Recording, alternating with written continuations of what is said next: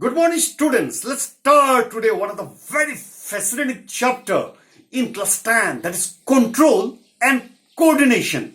For knowing the control and coordination, dear students, we need to know first of all the nerve cell, the neuron. Let's have the knowledge regarding its structure through diagram.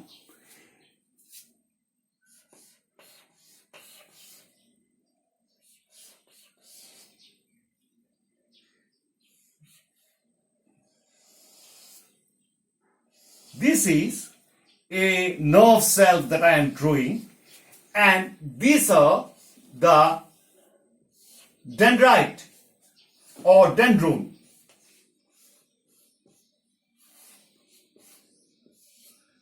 Okay?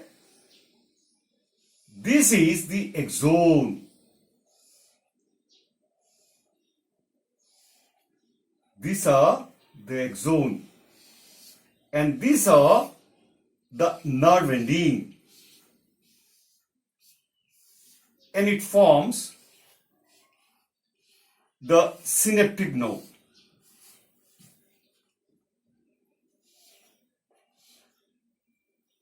So this is the nucleus. This is nucleus.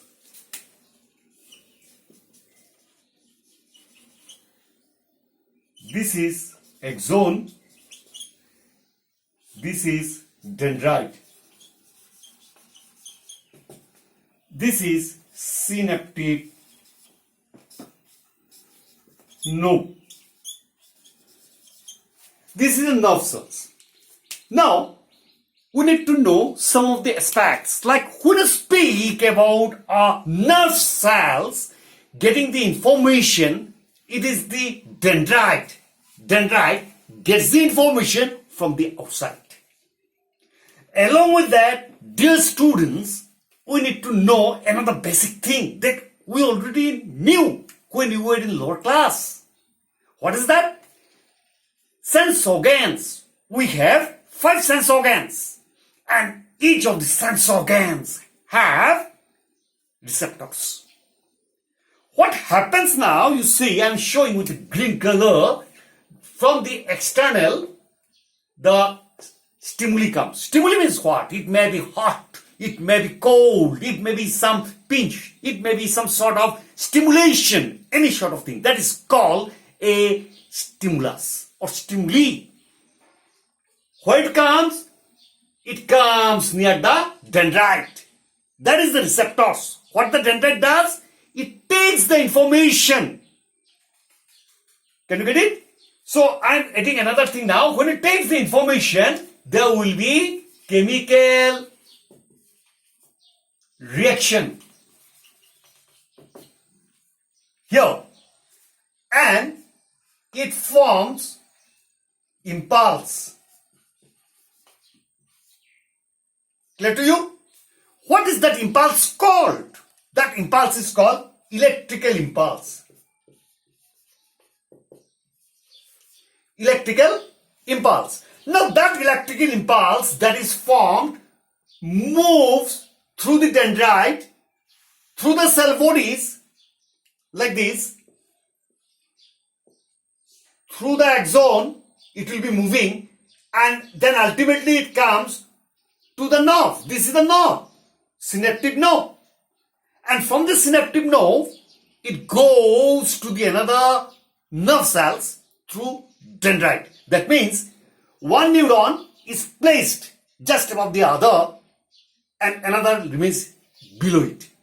So whenever it gets any stimuli, that gets converted to electrical impulse, and it moves through the axon and ultimately comes to the synaptic nerves, and it gets transmitted to the next nerve cells. So, along with that, dear students, we need to know other 2 words related to that. This is called reflex action.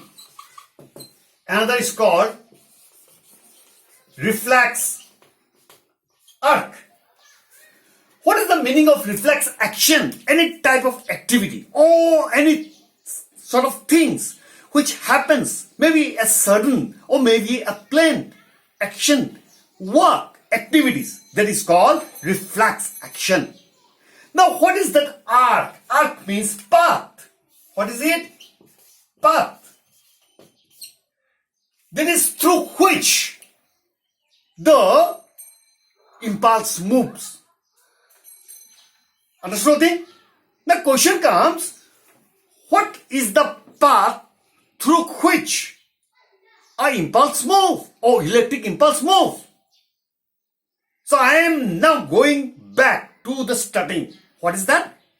Receptors are present in the dendrite. So that takes the stimuli. That stimuli is actually accepted by what? A type of nerve. That nerve is called sensory nerve. Sensory. Why? It is connected with that of the sense organs. Then that take the information, gave it to the brain. Everything need to be coordinated. Everything need to be planned. Everything need to be transmitted. So brain coordinates. Then sends the information through a distinct nerve. So the nerve that carries the message from the spinal cord or the brain, that nerve is called the motor nerve. What it does? It gives the information to the target cell or effectors. Effectors.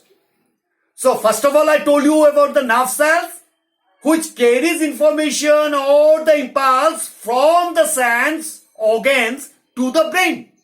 Sensory nerve. Then I told you about the nerve cells which are carrying the impulses from the brain or the spinal cord to the effectors. They are called the motor nerves. That much for the first preliminary study. We'll be going for the next video after this.